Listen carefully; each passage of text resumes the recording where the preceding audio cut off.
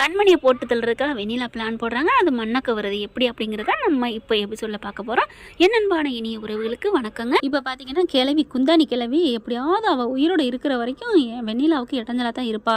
அவளை எப்படியாவது தீர்த்து கட்டிட்டு அவள் உயிரோடு இல்லாமல் இருந்தால் அவனும் மறந்துடுவான் அன்புவும் கண்மணியை. அதுக்கப்புறம் நம்ம வெண்ணிலாவை கல்யாணம் பண்ணிக்கிட்டு சந்தோஷமாக வாழ்வான் அப்படின்னு பிளானை போட அது பிளானை போடலைங்க, சொல்லுது யதார்த்தமாக. ஆனால் வெண்ணிலா பார்த்தீங்கன்னா அந்த மண்டைக்குள்ள அப்படியே உரைக்குது. அப்படியே கெட்டவங்களுக்கு டக்குன்னு உதயமாகும் அப்படின்னு சொல்லுவாங்க இல்லையா. அதனால அந்த பிள்ளை என்ன பண்ணுது, எப்படா போட்டு தீர்க்கிறதுன்ட்டு பிளானை போடுது. ஏற்கனவே நிறைய ஆளுங்களை கைக்குள்ள வச்சிருக்குல்ல அந்த பிள்ளை. அதனால ஆட்களை விட்டு அவளை எப்படியாவது தீர்த்து கட்டணும் அப்படின்றாங்க. ஃபோட்டோவையும் அனுப்பிடுறாங்க. அவள் எங்கெங்கே போவா அப்படிங்கிறதையும் ஃபாலோ பண்ணிட்டு சொல்லிடுறாங்களா. இங்கே மறுநாள் நம்ம என்ன பண்ணுது, வெண்ணிலா பிள்ளை நம்ம கண்மணி பிள்ளை வண்டி எடுத்துட்டு இடியப்பம் எடுத்துட்டு வியாபாரத்துக்கு போயிட்டு இருக்குதுங்க.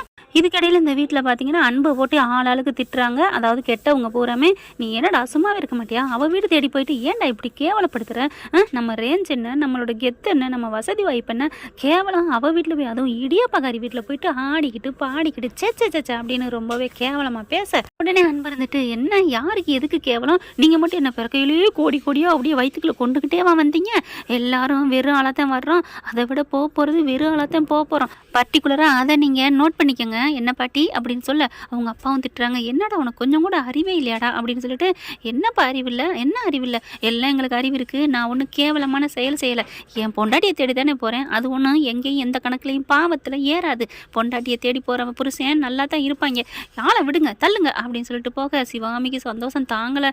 அப்பாடா நம்ம பிள்ளை நல்லபடியாக இருக்கிறான், இன்னமும் கண்மணியை தான் மனசில் வச்சுட்டு இருக்கான், இது போதும் கடவுளே அப்படின்னு கடவுளுக்கு நன்றி சொல்கிறாங்க. இங்கே இந்த பிள்ளை போயிட்டு இருக்குதா, ஐடியாப்பா எல்லாம் ரெடி பண்ணிக்கிட்டு வீதியில் போயிட்டுருக்குங்க. இந்த வெண்ணிலா என்ன பண்ணுது, கரெக்டாக ஸ்கெட்ச் போட்டு கொடுக்குது.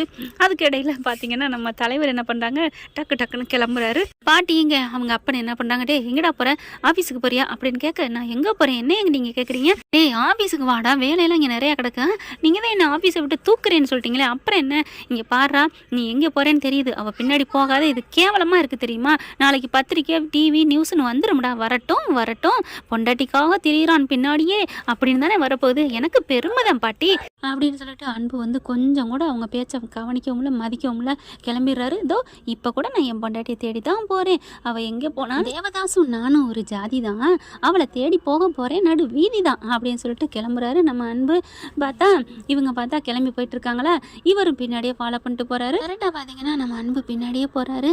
இங்கே வெண்ணிலாவும் வண்டி எடுத்துகிட்டு அவங்களுக்கு கொடுத்துட்டு போகிறாங்க. பின்னாடியே ஃபாலோ பண்ணுறதா பார்த்துடுறாங்க, கவனிச்சிடுறாங்க. டக்குன்னு வண்டியை நிப்பாட்டிடுறாங்க. இப்போ எதுக்கு என் பின்னாடியே வந்துட்டு இருக்கீங்க அப்படின்னு கேட்க, என்ன கண்மணி நீ போ, நான் பாட்டுக்கு வரேன், நான் உன்னை ஒன்றுமே செய்யலையே அப்படின்னு சொல்ல, இங்கே பாருங்க இதெல்லாம் தப்பு, என் பின்னாடி வர்ற வேலை வச்சுக்கிட்டேன்னா ஏதாவது பண்ணிடுவேன், என்ன கண்மணி ரோடுமா, நீ பாட்டுக்கு போகிறேன் நான் பாட்டுக்கு வரேன் அப்படின்னு சொல்லிட்டு பின்னாடியே வராங்க. இங்கே பாருங்க போறீங்களா இல்லையா, நான் கத்தி கூச்சல் போட்டுருவேன் அப்படின்னு கத்துறாங்க. அடுத்து பார்த்தா கரெக்டாக அப்படி பேசிக்கிட்டே வராங்க. என் பொண்டாட்டி கூட நான் வர்றதுக்கு யார் என்ன கேட்குறது அப்படின்னு சொல்லிட்டு கரெக்டாக வந்துட்டு இருக்காங்க. வண்டி பார்த்தா கரெக்டாக பாயுதுங்க.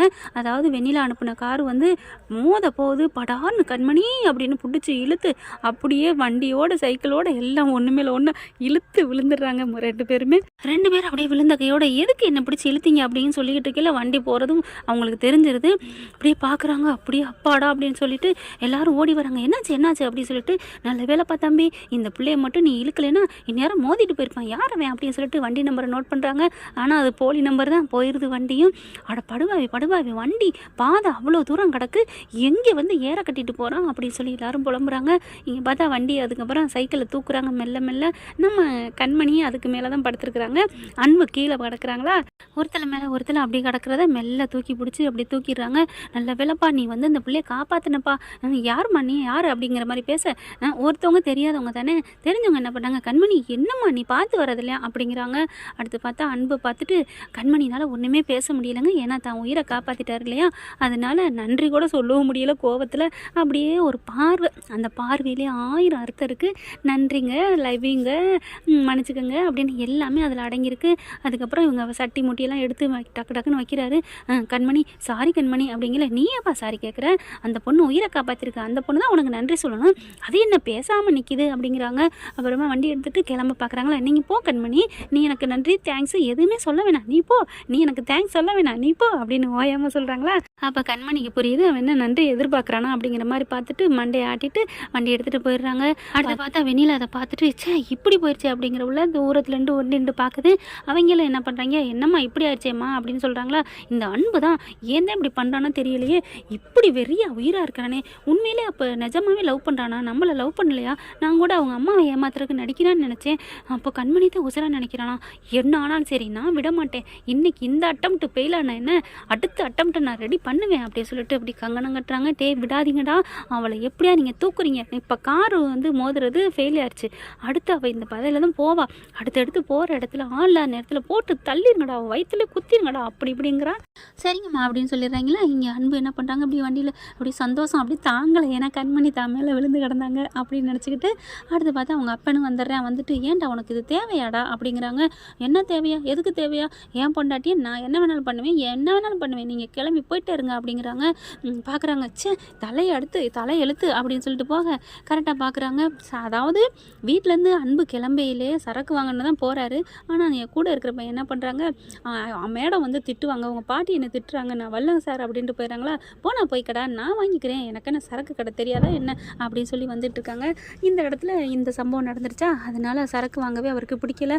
நல்ல வேலை நம்ம கண்மணி இப்படி பண்ணிட்டாங்களே, யார் பண்ணியிருப்பா, வேணுங்கனே தான் பண்ணியிருக்காங்க, ஒருவேளை வெண்ணிலாவாக இருக்குமோ, அவளோட நடவடிக்கை கவனிக்கணும் அப்படின்னு சொல்லிட்டு நம்ம இங்கே இருக்கக்கூடாது, நம்ம வீட்டுக்கு போவோம் அப்படின்னு சொல்லிட்டு பிளானை போடுறாரு நம்ம ஆள்.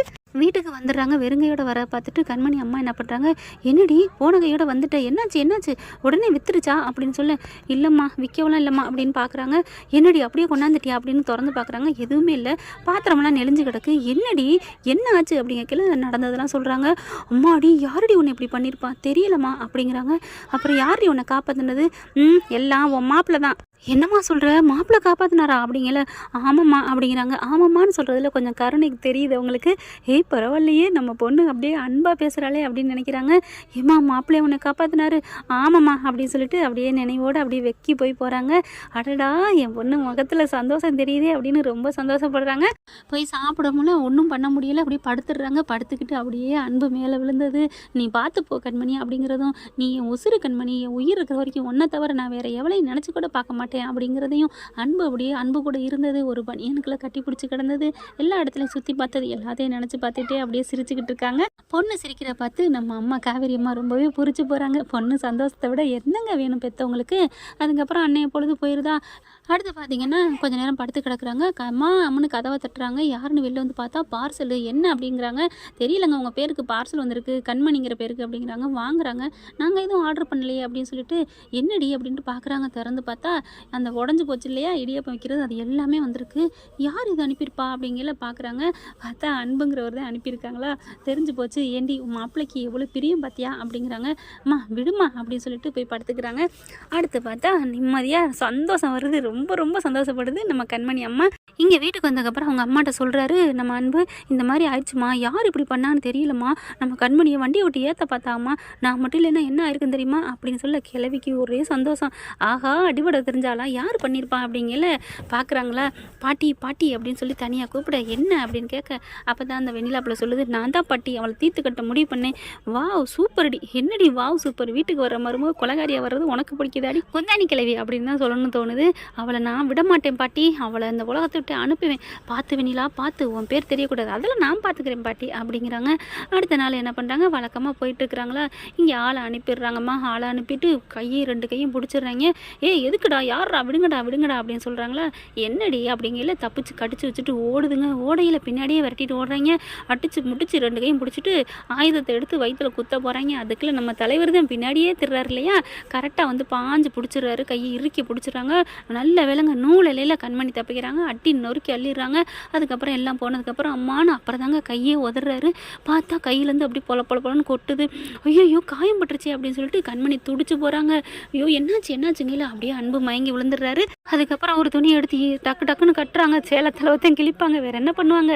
அதுக்கப்புறம் ஐயோ அன்பு என்னாச்சு அன்பு அப்படிங்கல அப்படியே கண்ணு மயங்கி போயிடுது, ரத்தம் நிறையா போயிடுது. அதுக்கப்புறம் ஆஸ்பத்திரி தூக்கிட்டு போகிறாங்க. அன்பு உங்களுக்கு ஒன்றும் ஆகாது அன்பு, நான் விட்டுற மாட்டேன் அன்பு அப்படின்னு சொல்லிட்டு அது அப்படியே ஒலிக்குது கண்மணி பேசுறது நம்ம அன்போட காதுக்குள்ள.